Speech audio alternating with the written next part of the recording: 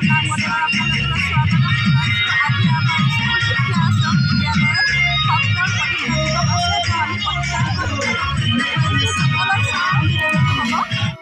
এয়া দেখিবলৈ পাইছে মানে আমাৰ ছাত্ৰ ছাত্ৰীসকলে বিদ্যালয় সংগীত পৰিৱেশন কৰিছে।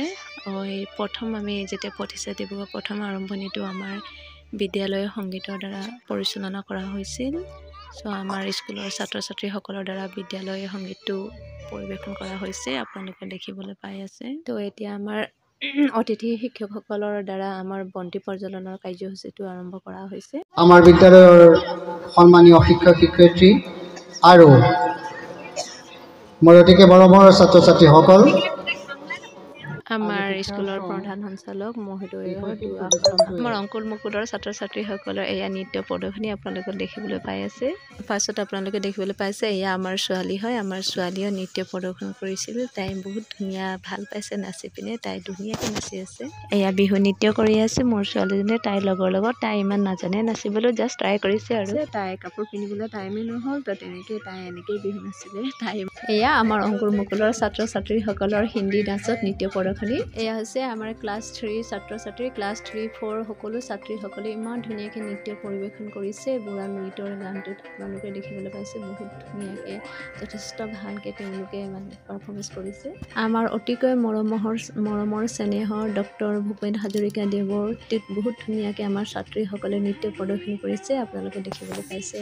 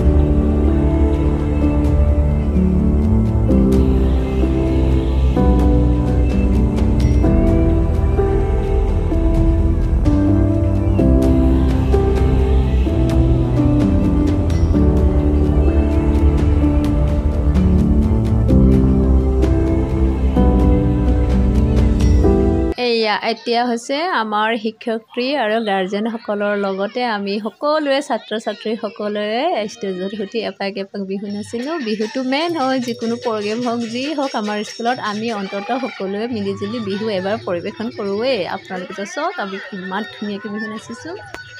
অৱশেষত আমি এনেকৈয়ে নাচি আমাৰ সেই প্ৰতিষ্ঠা দিৱসটো সামৰিলোঁ। চ' আজিলৈ ইমানেই আছিল বন্ধুসকল ভিডিঅ'। আপোনালোকৰ যদি ভাল লাগে লাইক শ্বেয়াৰ ছাবস্ক্ৰাইব কৰিবলৈ নাপাহৰিব। Bye bye.